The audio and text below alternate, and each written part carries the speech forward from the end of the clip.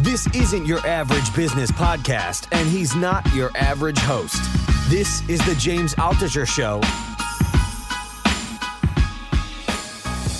Today on the James Altucher Show. And the good news out of all this pandemic, if you can find any, is that we're getting a complete reset. So there are going to be some amazing visions turning into some amazing companies that do some amazing world-class things. We just got to hope they're here and they're American. And you know, just to be honest, I'm completely confident they will be, because that's what makes us different as a country. We're a country full of entrepreneurs. But how will it happen, though? Because right now we're in this situation, 30 million unemployed, everyone uncertain about the virus. Nobody really knows anything about the virus. Like, if we hadn't done social distancing, would there have been millions of deaths? Yeah, we don't know. You know, we don't know the lockdown. Should we reopen? Should we not? So what's gonna happen? I'm asking. Oh, you're asking, again, you take baby steps first. What I told the White House was, what works? Delivery and pickup. It's worked for restaurants. It's worked for grocery stores. Extend it to any business who wants to do it. Because effectively, that's what online is anyways, right? It's just how you place the orders a little bit different. And so that's your first step towards getting people back to work. So, okay, what's a realistic path right now to get us there?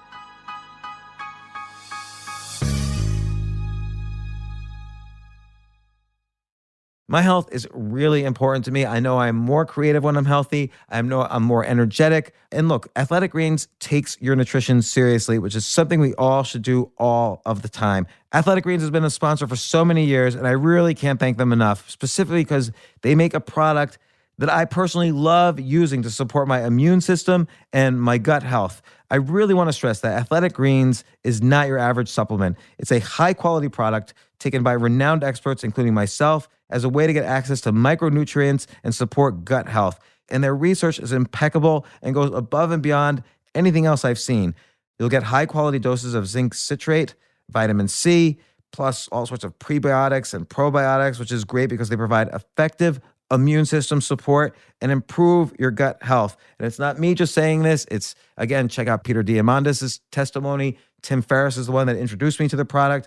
They really go above and beyond to help you take care of you, which is why I love taking Athletic Greens every single day. I do not miss a day. And it's why I love having them as a sponsor, because I want all of you to be well and get this immune support that I've been getting daily for years. Like, I'm amazed at how Athletic Greens has become a part of my life. I feel such a big difference in my energy, and the taste itself, I love it. It doesn't taste like some fake chocolate or fake candy flavor supplements you see everywhere else. This tastes natural because the ingredients come from natural whole foods. And I should mention, it also has adaptogens and stress and hormone support. And we all know as stress goes up, it's important to be on our own team and get wellness where we can. This is critical. Stress is to be avoided. So go ahead and check out their website. I can't thank you enough for supporting them as they support us to support you. It's a giant virtuous circle. So thank you. We're all supporting each other. And this makes me feel so good that we're building this community and that I get to share all these different opportunities and guests and so on with you. So because they're a direct sponsor, I was able to cut a deal with them that's going to help you. It's a great deal. If you're a James Altucher Show listener, you can get an extra 20 serving pack for free. It's a $79 value with your first purchase. But you got to go to the exact URL. It's athleticgreens.com/James and claim your special offer today. That's athleticgreens.com/James. It's in the US, Canada, UK, and EU. Take your nutrition to the next level. Try Athletic Greens today. Remember, use the URL. Don't be an idiot and just go to athleticgreens.com. Then you won't get the special James Altucher Show treatment. So that's athleticgreens.com/James to get started.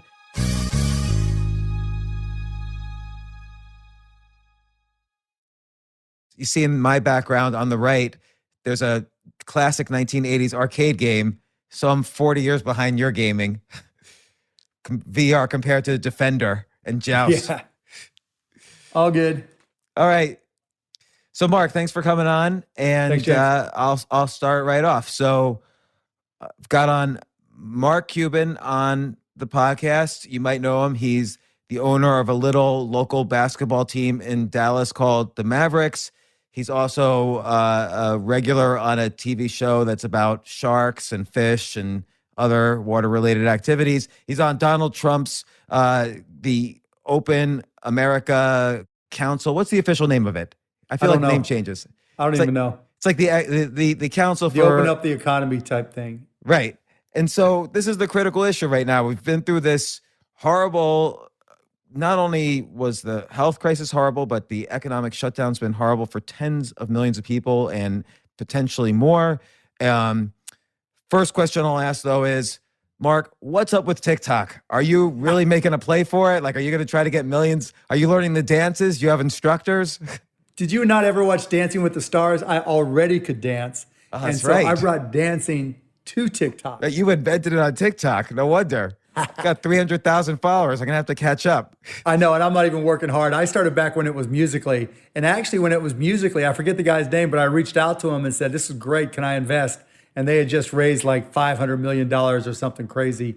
So I missed out. But yeah, it's a fun place. And I got to tell you, they have the best AI in all of social media when it comes to entertainment. My son is on there and he gets one feed, even though we might follow the same people. My daughters get another feed depending on what they like, and I get what I like. The way they serve up content just blows away everybody else. It's really incredible. It's interesting, and I know we have many more things more important to talk about, but this is the first social network that I've seen where it's not totally based. There's not a total correlation between your number of followers and how well a video does. So they recognize very quickly, like you said, the AI recognizes very quickly if you've done a good video, and then it will focus on that as opposed to just distributing it to your followers. Yeah, and that's where the dancing comes in, because what they do is they look to see if you watch it all the way through, and these are only 15 seconds, but it's so easy to rewatch something if it catches your attention. And so it looks to calculate how many times you've rewatched across all the different viewerships, and then they'll start feeding it to new people that like similar things. And if those people also watch it a lot, then they'll feed it to more and more and more people. And so it's self-propagating, and that's what makes it crazy. Like, I had one video that ended up with 5 million viewers, 5 million, and it was just dumb, just really dumb. Some guy said the 5 worst names to name your kid. And the worst name, just by chance, was some kid, he was like 18. The worst name was Mark. And so you can do a duet on there so you can respond to the video. Yeah. And so I'm like sitting right here going, great, Sean, John, whatever the names were. Then you get to Mark and I go, give this big response. And people watched it over because you had to watch it to see to the end, right? And that played to the algorithm, which then got it seen again and again and again. That's a good tip. Make sure there's enough cliffhangers second by second to get people to the end. Exactly. So, okay. Listen, coronavirus, I'm going to get right to it. Nobody seems to really know anything. There's more uncertainty than certainty. And I guess I'll just ask what I'm most worried about, which is how long can the economy close before something new exists that we don't really want at all? I think that's there's also health questions, and I'm not ignoring that. But on the economy side, I'm just being honest. I get worried about a Mad Max scenario after. Yeah. So I wouldn't go that far, but the question really becomes, to avoid the worst case scenario, what do we do with our federal dollars? And historically we've done it top down, where the Fed injects liquidity, we keep companies from delevering, we buy loans, and that helps companies at the top without really providing for anybody at the bottom. But where this is completely different is consumer demand just stopped. It was as abrupt as you could ever possibly imagine. And without juicing consumer demand with those federal dollars, that's where I get worried, because this needs to be a bottom-up recovery, not the traditional top-down recovery. And as much as I've tried to convey that to this council, which is really a liaison person who's really been responsive to me, so I give them credit, that I'm falling on deaf ears. I think they're trying to do it the traditional way.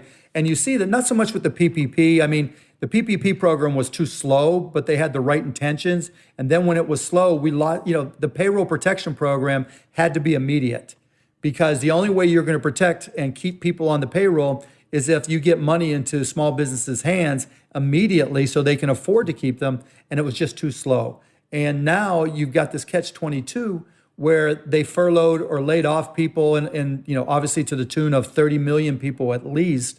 And it's the catch-22 is if they try to bring them back because they've gotten PPP money, it's not enough to open up or to sustain yourself while your business is closed, depending on the municipality you're in. And on top of that, a lot of your employees are getting enhanced unemployment benefits, and they're making more money by not working than if they did work. And so they don't want that small business to open up. That's one big issue. And then now they're starting at looking at doing $600 billion for bigger companies and doing it more from the simple perspective of we're going to loan you money to help you stay in business, but the taxpayer is not getting anything in return. Some people might say, well, they're getting a small interest rate.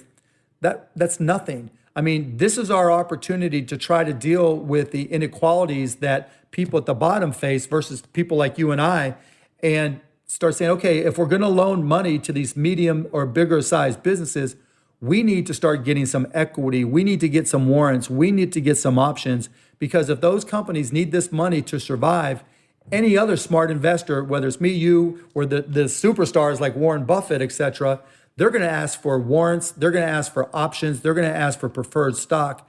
And if the Treasury doesn't do that and take that money and maybe even take half of them and make it available to the employees of the company that they're saving or supporting and making the other half available to the Treasury, or even taking it further, Mark Andreessen wrote a great article the other day. And one of the things that caught my eye more than anything, and he was right, there's no way for the government to convey any type of digital support to the citizens of this country. If they wanted to give everybody $1, there's no easy way for them to do it. And that's a problem as we're seeing right now. One of the companies I advise is an app called Dave, which does overdraft support. So by definition, all of their 4 million users are eligible for the stimulus, the $1,200 stimulus, and maybe more. And less than 35%, I forget the exact number, but it was far less than half of their users had even gotten a stimulus check yet. And so that's a long roundabout way of saying that with this new $600 million, not only should we be asking for a legitimate investor PE type deal, but we probably should look at taking half of it, whatever we get, warrants, options, whatever, giving them to the employees of the company that we're loaning money to, and maybe even having an account for everybody over the age of, 2, 5, whatever it is, so that we can start depositing, a fractionalized amount of this stock into all of our accounts in this country, everybody. And so, because if you take 600 billion divided by, let's just say for easy numbers, 200 million, that's $3,000 a pop in equity or options or warrants for everybody over, let's say 18, again, to make it easier this time. So if you gave value in an account to everybody over the age of 18 to the tune of $3,000, and you let them keep that and don't let them sell it for years, if you believe the economy will come back like I do, then that's going to be worth a lot of money. And that turns into a savings account if we do this right. But if we just do it the old-fashioned way and just give them money, loan it to them, and hope they pay it back, then I don't know if I go to Mad Max, but there's a lot to be worried about. Yeah, and that's so interesting. You bring up a bunch of things that are very creative. One is in 2009, they did a little bit of what you're saying, which is the government, took a piece of the top 10 banks in the country, did the bailout, forced them to take it, but took, I think, 20% of each bank and eventually sold it off as a profit. And yet the idea of doing that, which I don't know why actually now they didn't think of that a little bit, but the idea of doing that, but then sharing the proceeds with the workers is very creative. I think that's very interesting. Maybe they should have done that in 2009. I want to ask about top down versus bottom up. So typically when the Federal Reserve gets involved with rate cuts, and now they're going out further on the curve with, mortgage-backed securities, the repo market, and so on, that stimulus does take longer, like you say, to take effect. We don't really... That's why they call it trickle down instead of rush down.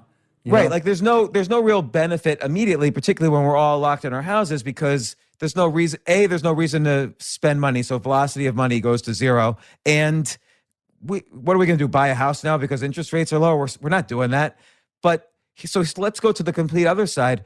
Why do we need to give any money to businesses at all? Like, I'm just taking an extreme. If we had just taken the $2 trillion in stimulus and give it to the 100 million workers out there or 120 million workers out there, that would be about $17,000, $18,000 per worker.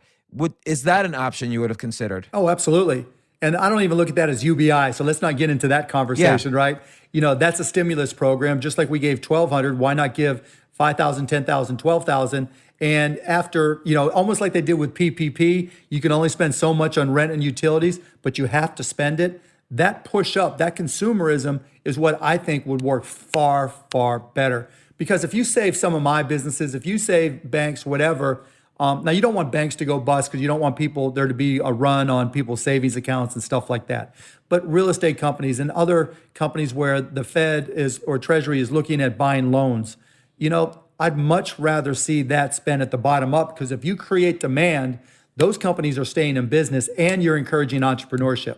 If there's no demand, then there's just a loan. And if people at the bottom have no money to spend, it's just delaying the inevitable. And so when you do top down, you have a better Mad Max, the probability of Mad Max, environment being created is higher than if you do bottom up, just by definition. Right. And so if you do total bottom up, like what we were just describing, yes, more small businesses will go out of business, but more money is spread out. I don't know. No, I don't think so. I think more small businesses will stay in business. Maybe some real estate firms, some people who are highly leveraged would go out of business, but that was the risk they took. Right. And like look, for instance, in the $2 trillion stimulus, I think $51 billion is earmarked towards the airlines.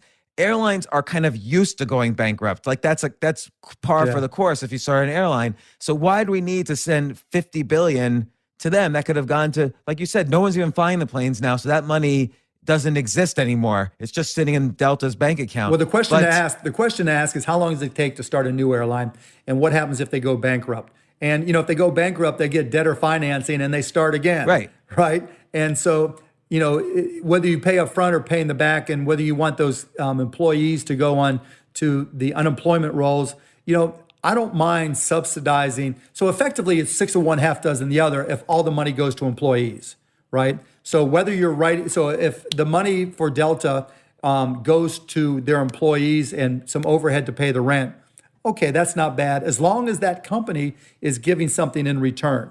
So, Boeing, same type of thing. If you're doing a Warren Buffett type negotiation where you say, I want preferred stock for the taxpayers, I want warrants so that once the stock goes back up, then we all benefit. And if you're doing, like I suggested, funneling that to employees and maybe into, a savings account like we discussed for everybody else, then okay, that may be a better return for taxpayers and employees than just writing a check to everybody, because there's no capital appreciation when you just write the check to everybody. At least with this, you're keeping the jobs, and because it's a public company, there's an opportunity for capital appreciation. But if you're just writing a check, for a middle market company that's private, it's a different calculus. Now, you still can ask for equity and options and warrants if you think that company will survive. But if you're delaying the inevitable, it's better to go to the bottom. Right. And we don't know at this point what the inevitable is, because there's when this opens up, will people go to movies? Will people go to restaurants? Will people find planes? We just don't know. Whereas if you give it, and I never really thought this bottom up before, but if you give it directly to the workers, that replaces the money lost in the system much more quickly. People go out and so let's spend. play devil's advocate there, because you can make an argument both ways. But if the money you're giving to a bigger company goes right to the employees, some overhead right to the employees, the 17,000 lets them eat for whatever period of time, right? But there's no real capital appreciation. There's no way for them to improve their position, to improve their net worth, right? If you give it to a corporation that in turn is required to keep them, if not at their same salary, at close to it, and you take from that company, particularly if they're public, equity and warrants, and you funnel that to the employees, then you have a different set of incentives, right? So now those employees are benefiting. They're probably getting paid more than the $17,000 or $18,000 that they would have gotten. They're also getting equity or access to warrants,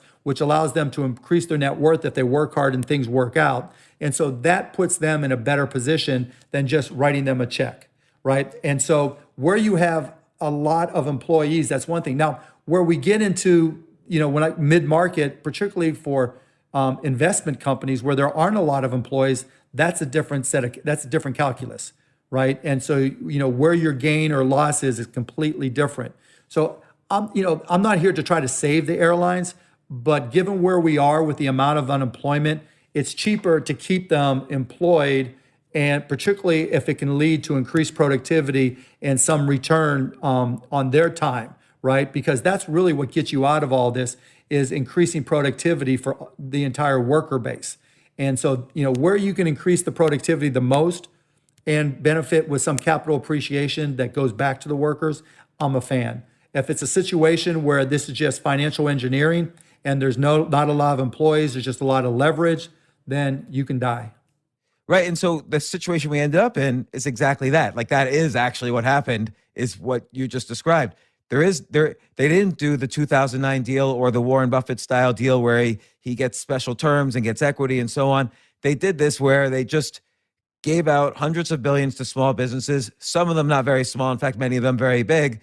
And there's all sorts of hazard risk here, between, moral hazard of bad companies being saved to other issues where companies might just not rehire the employees, shut down, and the business owner puts the money in his or her pocket. Yeah. So I think part of the rationale for $2 trillion in stimulus was the Federal Reserve figured $2 trillion would be lost from the economy this quarter. A 40% annualized depression, essentially.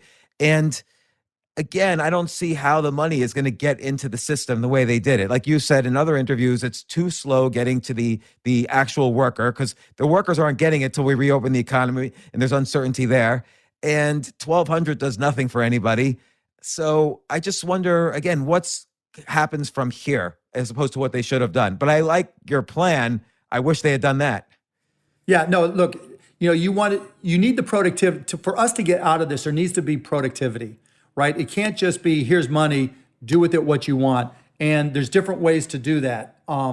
You can force them to spend it and their productivity is once removed, or you can give them jobs where they will, by definition, hopefully have some level of productivity that increases the economy and creates other opportunities. And there's a multiplier effect to that money. And I'm not opposed to that at all. In fact, I like it. And I'll use tracking and tracing as the perfect example. We need it. Right? And it's going to take millions of people to do it for the entire country. Why not hire them? Why not train them to be healthcare workers so they know how to adhere to HIPAA issues, so that people feel confident being able to give their information, anonymously to this well-trained person, and that's several million jobs. We know that we have an issue with the elderly in this country. It's the fastest growing demographic. There's not enough long-term care. The fastest growing jobs, when you look at them prior to all this, was healthcare workers for long-term care. So why not hire and train millions of long-term care healthcare workers and build facilities for long-term care? That's part two. Part three, we know that we need to bring in core competency engineering or manufacturing back to this country. We're learning so much from the fact that we didn't make PPE here. We didn't make a lot of our drugs here. And we need to, if it's not this, there'll be other products that we need to manufacture here. Except we're not good at manufacturing. And the only way that we're going to become America Inc. and dominate the world for manufacturing is to invest in robotics. And the faster and quicker we invest in robotics, the quicker we can bring products that we manufacture from overseas to the United States of America. And if we do enough of them and manufacture enough products using lights out, nothing but robotics in manufacturing, we will create enough jobs in that ecosystem that it will be more in terms of number of pure jobs, in terms of better average salaries and better return on investment than if we tried to recreate America 1.0 using tariffs and trying to do the old school assembly line way. because all the other countries that were competing for manufacturing are just going to keep on getting better and introducing new technology. And unfortunately, right now, we're behind Japan, Germany, and China when it comes to robotics. And so you start investing in things that create productivity, then you start growing the economy, and you can push the consumerism because you're creating immediate jobs. So how would you answer, obviously Roosevelt, when he took office in 1933, he immediately started the New Deal and created a lot of what would be the equivalent of robotics then, which is all these bridges, tunnels, Exactly dams, right. Great way to put it. infrastructure. But and he created about 10 million jobs in the economy, which gave some psychological comfort, but did not remove us from the Depression.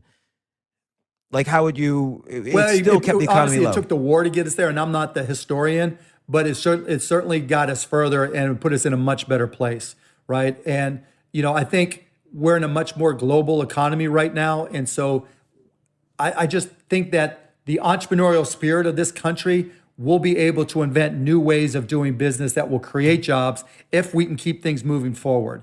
And so, yes, maybe it didn't solve the problem for the Depression, but it certainly put a dent into it. And then they also had monetary issues too, right? There was deflation because there wasn't enough money in the system. We're not going to have that problem. Yeah, I mean, right now we artificially have it because nobody can spend, you can't go to a store and buy things. But my guess is we're going to go from some massive deflationary period that we're in this month to normal, and then inflation was trillions of dollars of stimulus. Yeah, it's hard to know because we're the world's reserve currency, right? So it's not just when this money gets printed, it's not just Americans spending or saving that money, it's the entire globe. And there's a shortage of American currency outside the United States. And, and again, I'm not the expert on inflation. All I know is everybody's always expected inflation for everything we've done over the last 15 years, and we haven't really seen it. Well, correct me if I'm wrong. Probably what you're saying is when you say there's a shortage of supply of American currency, countries and entities like China, the Middle East, and so on, they lend us the money, and that puts deflationary. No, I'm just talking about just in any country around the world. So if you go to the Cayman Islands, they'll take American dollars. Right. If you go to Italy, they'll take American dollars. And a lot of trade that they do just with side hustles is done in dollars. And so the literal physical dollars are used globally. And I can't tell you an exact number. Somebody I'm sure out there can, but there's a shortage of those dollars. And plus, if you look like at the stock market, it's obvious it's not just Americans investing in our stock market. It's people around the world looking for safe haven. And I think that's a key reason why the market's going up.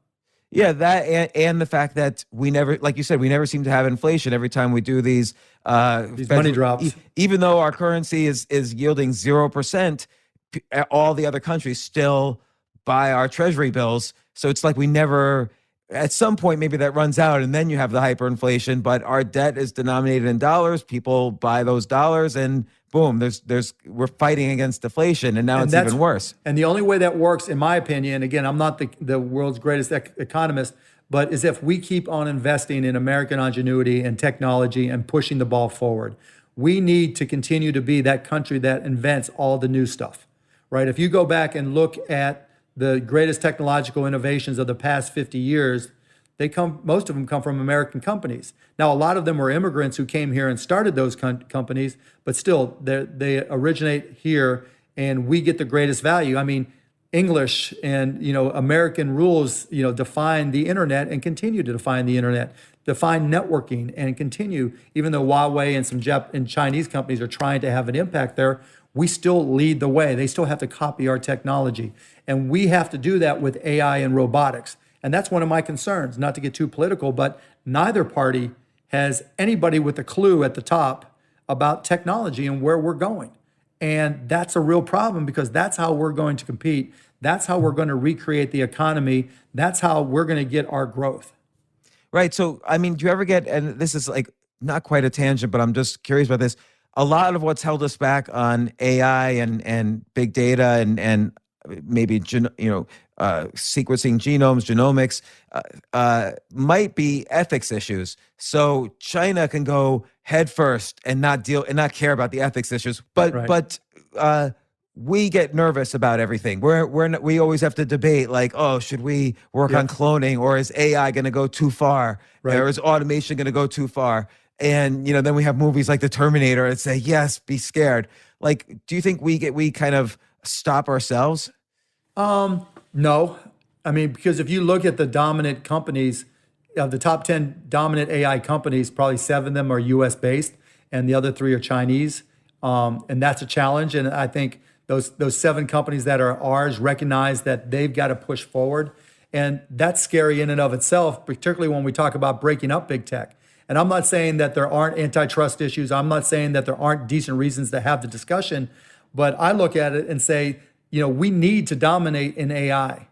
Because if we don't, China and Russia are going to kick our ass in everything. National defense, you just name it. And unfortunately, because we don't have much of a policy or much investment from the government federally, then we're at risk. And so we need to keep these big companies moving forward, being the experts they are in AI. And that has ethical implications, no doubt about it. That has business implications. We've become a nation of AI haves and have-nots when it comes to business. And the AI haves may be only 15 to 20 companies, and the AI have-nots are everybody else. And that creates its own set of challenges. But unfortunately, in a global economy where we don't have any federal investment and we don't have any politicians who understand what's going on, it is what it is. I mean, we have to start look at healthcare, right? Look at pharmaceuticals. There was a study that said of the 216 top one molecule drugs, 93% of them had their origination at the NIH, right? Mm-hmm. So based on investments made with taxpayer money into the NIH, they came up with some of the best drugs that, almost all of the leading drugs that we use. And if we take that type of approach like we do with the NIH and apply that to AI and robotics, we can not only compete, but then because we're a leader globally, we can start having those ethics conversations and set the rules for those ethics conversations. If we're just trying to catch up, just like we are in manufacturing, when it comes to manufacturing, we're an afterthought, right? We don't set the rules. China sets all the rules, and they're dominating everything globally in terms of sales, and not just China, but other countries in Eastern Asia as well. And so you can't set policy from behind, and particularly when it comes to technology. And again, the fact that we don't have anybody that understands technology at the top is a huge, huge problem, because all the political discussions revolve around doing things the way they were done 30 years ago, if not earlier. Yeah, because I was as you're saying, I'm thinking, you look at like the internet or GPS, all of these were government products that then became, trillion-dollar industries when they moved to private industry. And you're right, we probably don't have anything equivalent to that because we're still using the same players and ways of thinking that we used then. So we're not developing anything more advanced. Yep.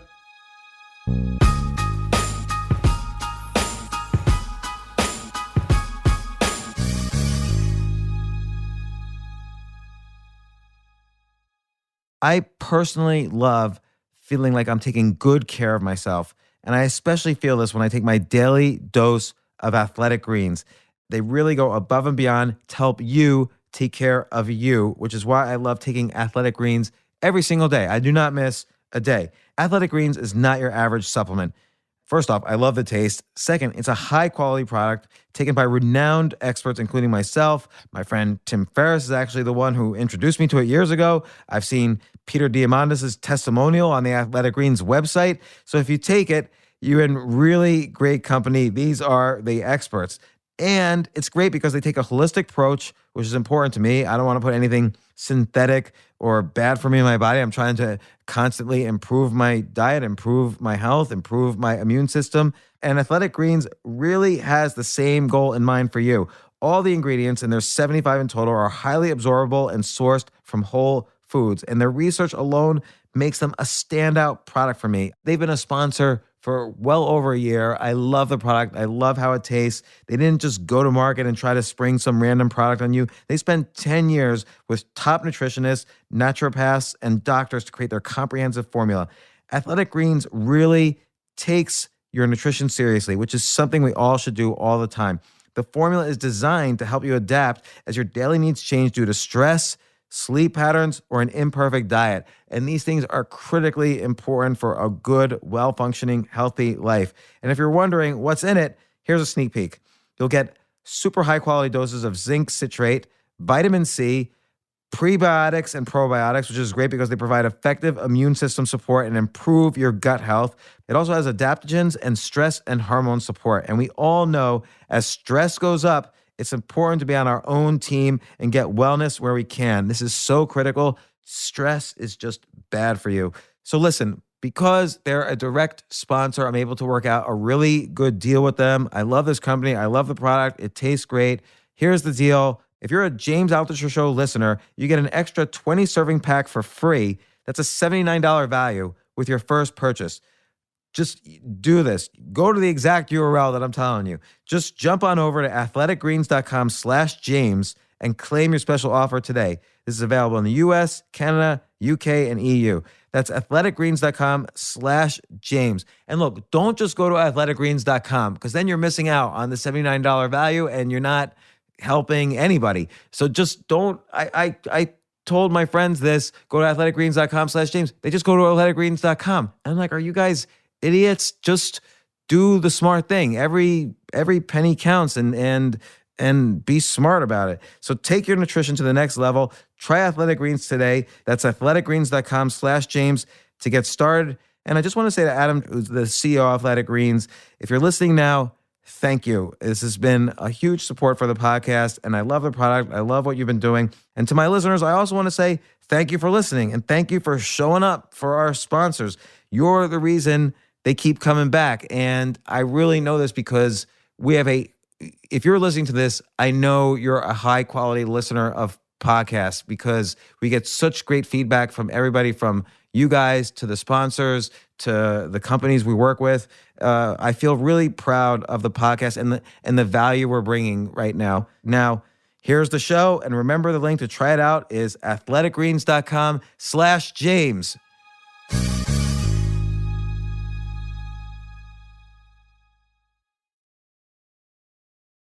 And the good news out of all this pandemic, if you can find any, is that we're getting a complete reset. So there are going to be some amazing visions turning into some amazing companies that do some amazing world-class things. We just got to hope they're here and they're American. And you know, just to be honest, I'm completely confident they will be, because that's what makes us different as a country. We're a country full of entrepreneurs. But how will it happen, though? Because it doesn't seem like we're heading in that direction or even thinking that way. Like, this is the first conversation about these topics that I've had, and I've talked to people all around on this topic. When there's a blank canvas, James, and it's like the early days of the internet, right? It was a hassle, right? You had to download TCP/IP, you had to have a PC, you had to have a modem, and it was a pain in the ass to even try to do audio back then. It was all jerry-rigged the way we would do it back, 25 years ago. But we found a way to do it, even though there were a lot of hurdles. Now, and let me just add, the internet was new to everybody, right? It was a complete reset because there was nothing like it prior to that. You can talk wide area networks and some remote computing, but there really wasn't anything that led down to the consumer level. And we're kind of where we were then, that's where we are now. With this complete reset, big companies don't know what to do. They're worried about their legacy businesses. Medium-sized companies are even more freaked out, as are small businesses. And so you've got this blank canvas for any entrepreneur or anybody with a vision to say, you know what, in America 2.0, this is what I'd like it. This is what I see. This is what I think is going to work for my generation. This is what I think is going to work for the most people. Let me see what happens when I talk to people. And then there'll be things that take off, that are viral, that have their own network effect, that change everything. There'll be world-class companies created now, from people we'd never heard of yet, that just changed the game. And so that only could happen because we're working with a blank slate. You don't have to deal with all the inhibitors, all the bone anchors, and all the legacy issues, because everybody's inside. You get to work on it, and when they come out, they're going to be looking for things, or how things are different. And if you give them a better way to do things, rather than it just being the same old way, but something different where they say, "Wow, why didn't I think of that?" Then those are the game changers I think we'll see. And that's where I apologize. No, you know what? I mean, it's all over the internet right now.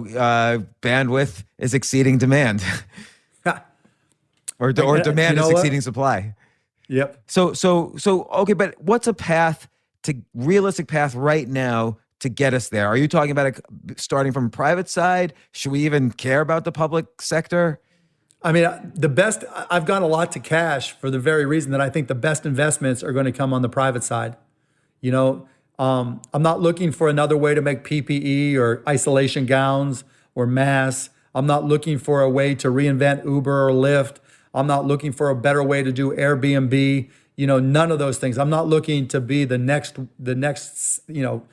your name here, your company name here. But there's going to be something, just like when we started with streaming and everybody was like, what the hell? We got radio, we got television. I don't even know what the internet is. Or just like, back my first company, when we started connecting PCs together, what the hell do we need to connect a PC together? Or when we started HDNet and people are like, high definition television, what is that? That's a $30,000 television that doesn't really look much better. Oh, but wait, this is going to change. This is going to change. And you'll put one on your wall and it'll cost $300 at some point. Somebody with that type of vision, and I'm not saying it's just me, anybody, right? It could be a 16-year-old kid. It could be a 68-year-old person that just comes up with a different vision and starts it. And we'll know. Just like Google came out. When Google came out, there were tons of search engines, right, but they just had a completely different approach to gathering information. When Facebook came out, it wasn't just a recreation of Friendster. It was, Mark Zuckerberg looking for ways to get laid, and meet hot girls. And boom, he took that and it became what it is. Just something that comes out of nowhere that we don't expect that changes the game. Those are the types of investments I'm looking for. But right now we're in this situation, 30 million unemployed, everyone uncertain about the virus. Nobody really knows anything about the virus. Like if we hadn't done social distancing, would there have been millions of deaths? Yeah, we don't know. We don't know the lockdown. Should we reopen? Should we not? Like I've heard you talking about Texas reopening, and you're right. The governor Abbott says restaurants can't be more than 25% full. Well, you just put every restaurant out of business in Texas then. So what's gonna happen? I'm asking. Oh, you're asking. Again, you take baby steps first. What I told the White House was, what works? Delivery and pickup. It's worked for restaurants. It's worked for grocery stores. The biggest problems you've had with openings is when grocery store employees get sick. So we're not, so that's an indication right there. But pickup and delivery works. Open it up to extend it. It's a better word than open. Extend it to any business who wants to do it. Because effectively, that's what online is anyways, right? It's just how you place the orders is a little bit different. And so that's your first step towards getting the economy and getting people back to work. Let companies who have a business plan or an approach that allows them to do pickup and delivery. Then give that 2 weeks. Let's see where we are and let's see what we learn. Because the whole 25% thing, that's great for trying to create the perception that, hey, we're open for business now. But that's also a way for a lot of businesses to lose more money than they lost by staying closed. And it also creates a lot of catch-22 scenarios because like we said before, employees might not want to work because they made more money from unemployment. And then particularly if you're in a dense city like New York, or you live on the south side of the tracks and you have to take public transportation, now you're forcing your employees to go into a much riskier environment, and that creates its own set of issues with your employees. And so we've got to just start with the basic things that extend on what works and then go from there. And again, I'm not saying I have all the answers. I obviously don't. But my approach typically is if something's working, do more of it. What about stores that don't have as much density? So not restaurants, but like, let's say a clothing store or a Verizon store or things like that. Do you think they could be fully open right now?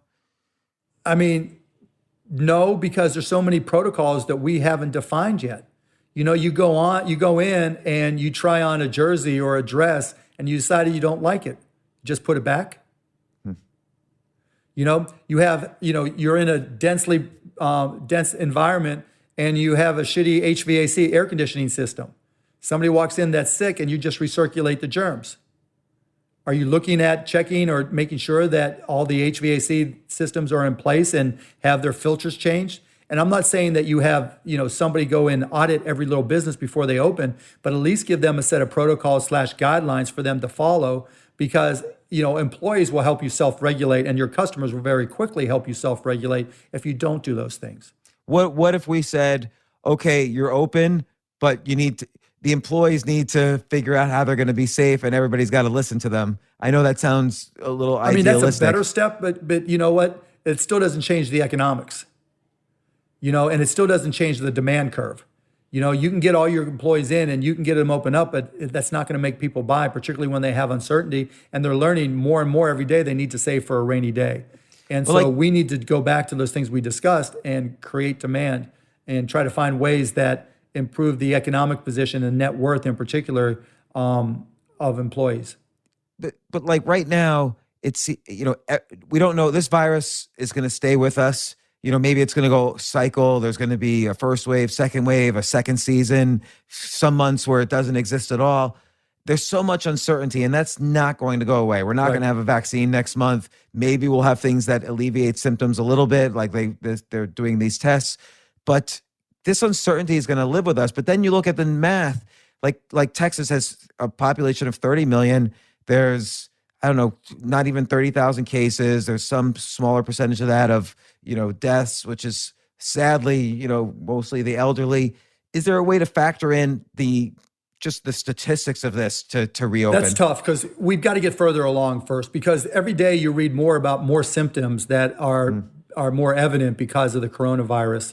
And look, there's a lot of viruses we don't have cures for, lupus, herpes, but they're not fatal, and we understand what they are and we can deal with the symptoms. But, we've got to get further along and have a better understanding.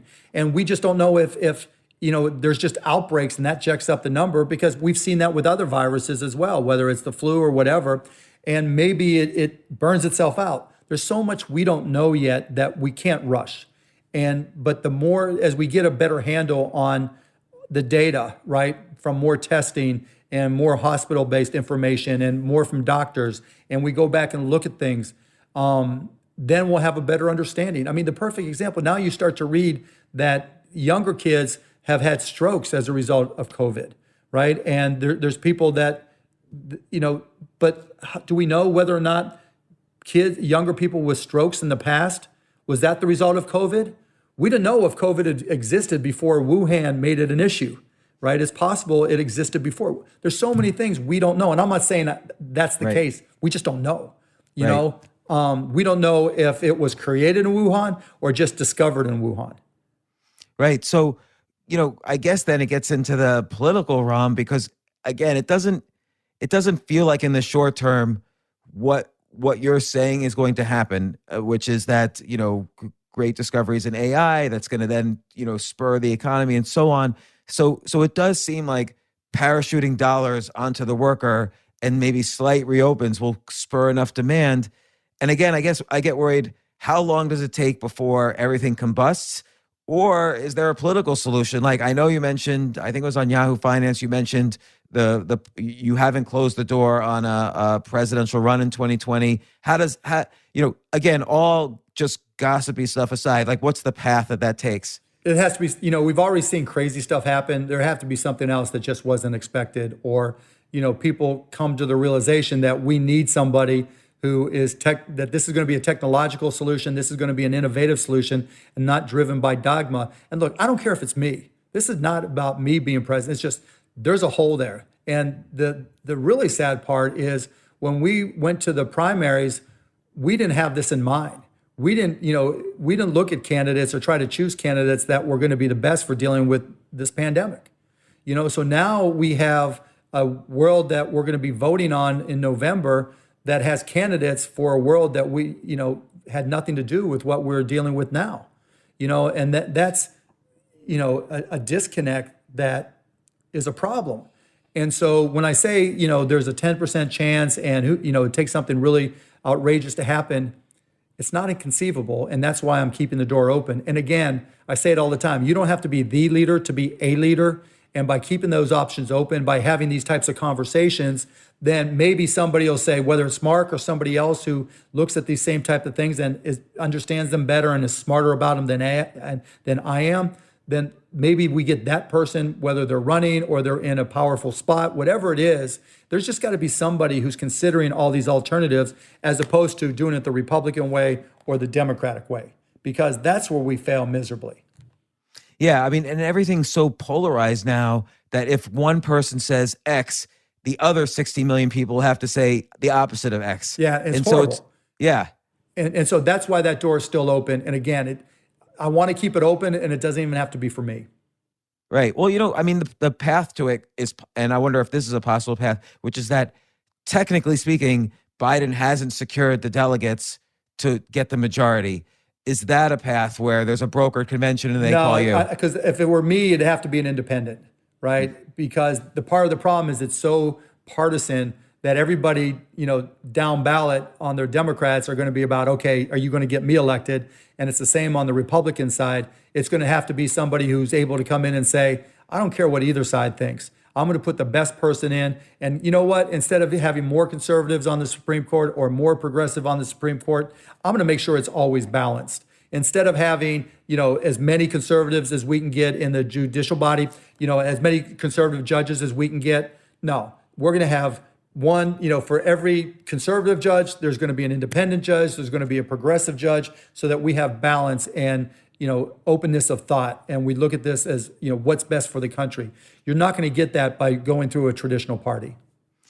So, again, like, what do you see as the path to the worst case scenario here? Assuming that we're not going to be cutting the Warren Buffett style deals with companies, which I agree is a great idea, but it just doesn't seem to be happening that way. Look, if it's just business as usual, we're just going to have to keep on printing more and more money, trying to keep the wheels moving, and we'll see where that goes. So if you're, the MMT theorists, and you just think it's okay to keep on printing money, this is going to be the ultimate test. That's exactly what we're going to have to do. And we might start with giving, the trickle down. And if and when that doesn't work, we'll start writing the helicopter drop checks and depositing that money.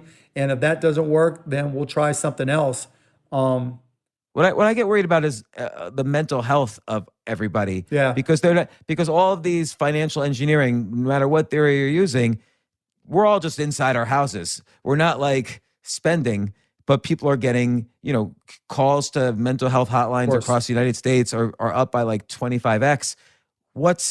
That's what worries me the most. When you see lines right before the lockdown, when there was lines around the block at gun stores, not that people shouldn't have guns, but just the fact that there was this craze for them. The fact that they felt it necessary, and the lines to the food banks. Yeah, those are problems the problems we had before are certainly getting exasperated now.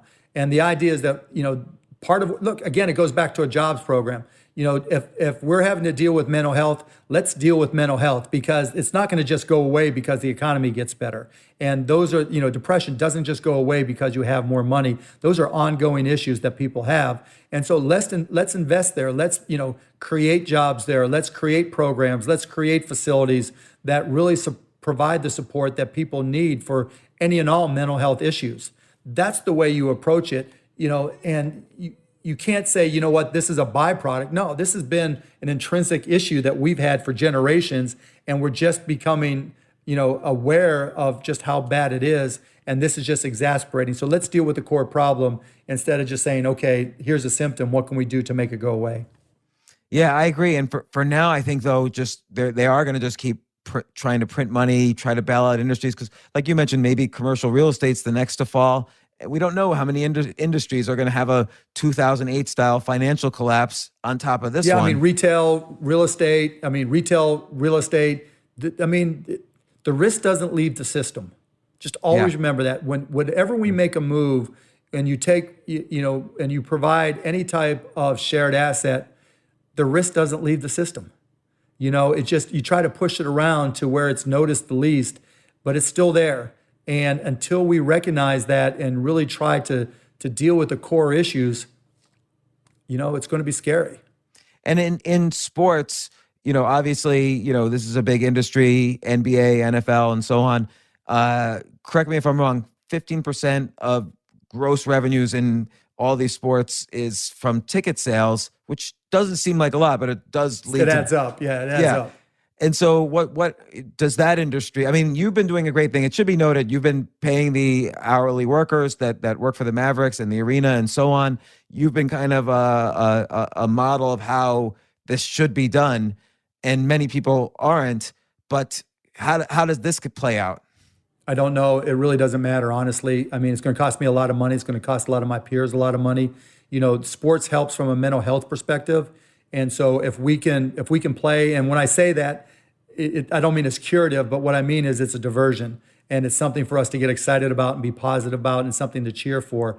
And so, I'm rooting and I'm pushing the NBA to come back to play as soon as it's safe without fans and play for television, just so we have something, everybody has something to get excited about. But in terms of the big picture, it's not about my pocketbook, and I feel bad. There's a lot of owners across all the different professional sports that are really getting killed, and those that were highly leveraged are getting it even worse. But it's just the nature of the beast, and we've got bigger issues to address.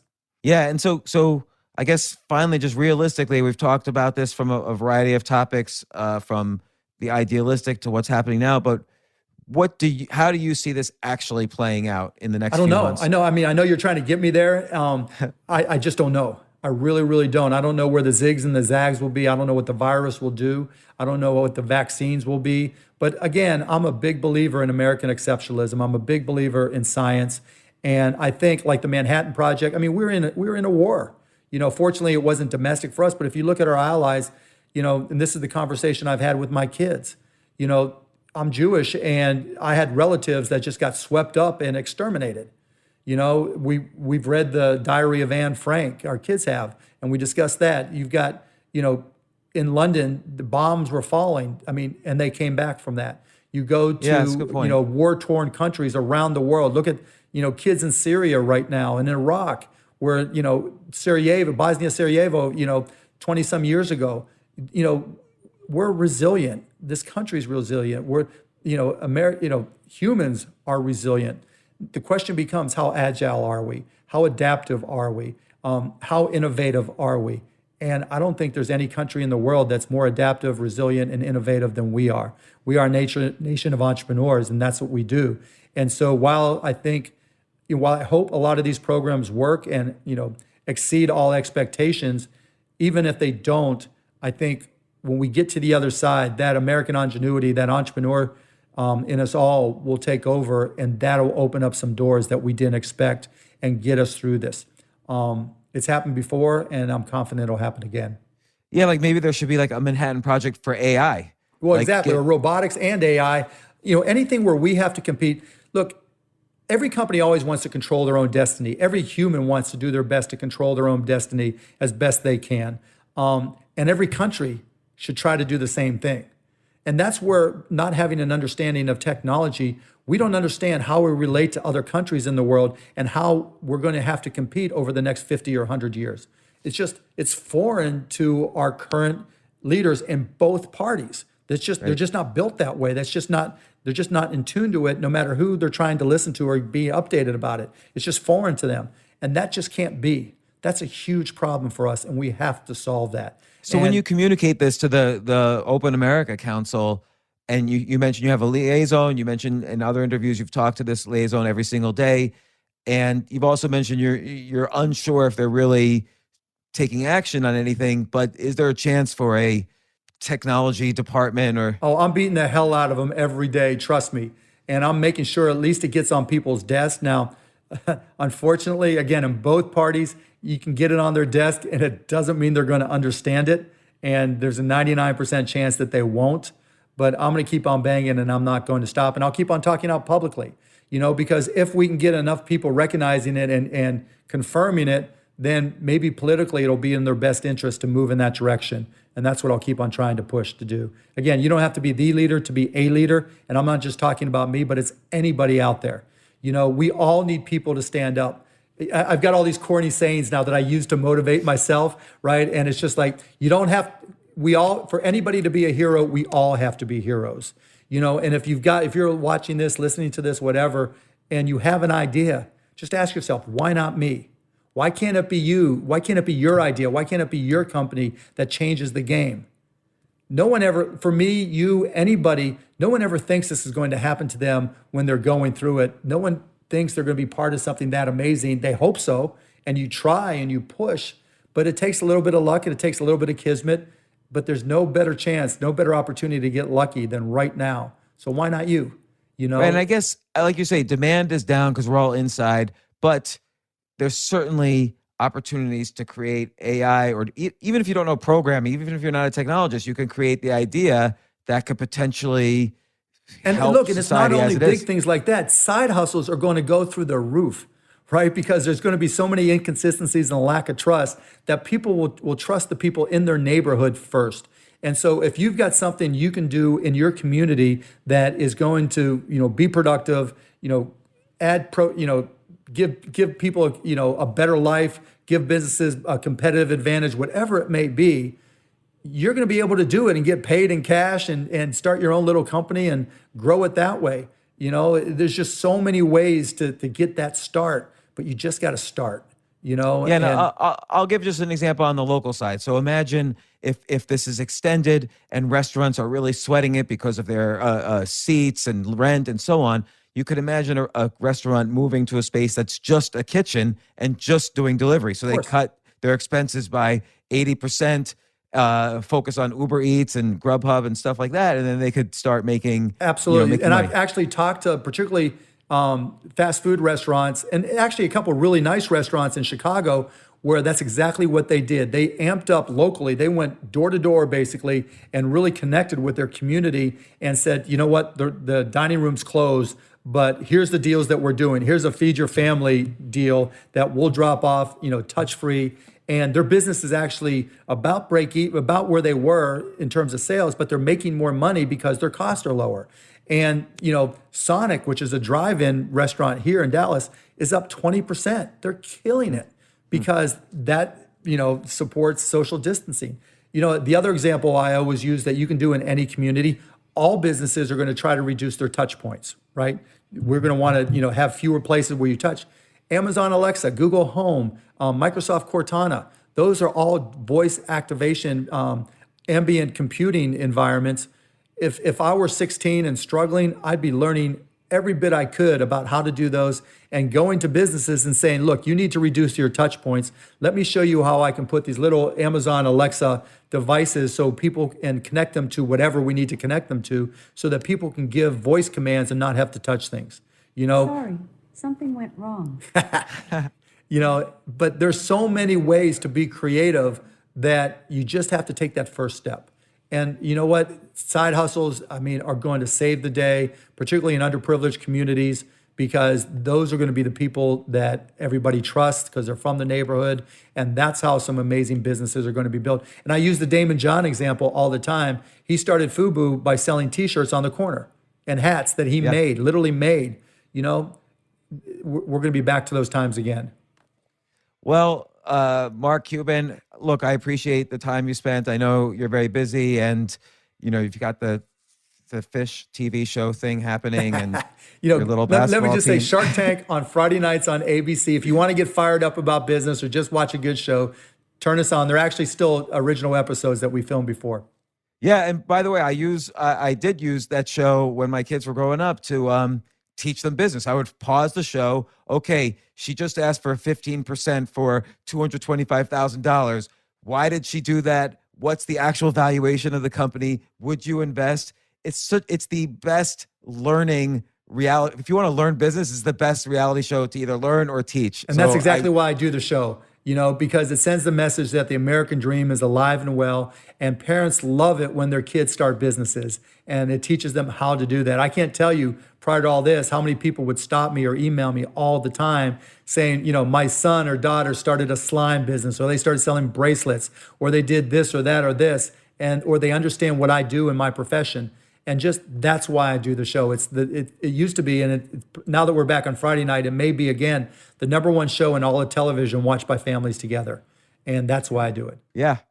Well, again, Mark, thanks so much, and good luck with everything. I always been following what you're doing, and it's been really great. And if you run for president, let me know. I'm applying for ambassador to Turks and Caicos. So, well, James, it's always great to connect again. Yeah. You know, we've been doing this for a long time, so I'm glad we're connected again. Great interview. I really enjoyed it. Thank you. Yeah, thank you. And I don't even know if you remember 1998. It was the People's Court. Ed Koch was the judge, and I was making the website, and you were doing the streaming. It was the first TV show ever to be streamed live while it was being recorded. Yep, so I certainly do remember that.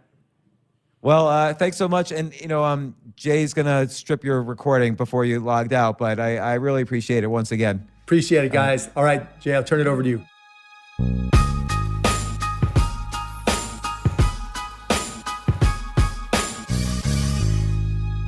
Hey, everybody, this is Mark Cuban. Thanks for listening to the show. I hope you enjoyed it. Tune in again next week when my favorite bartender, James Altucher, will be back with the most amazing podcast on the net. Thank you, Mark. I do own a bar, actually.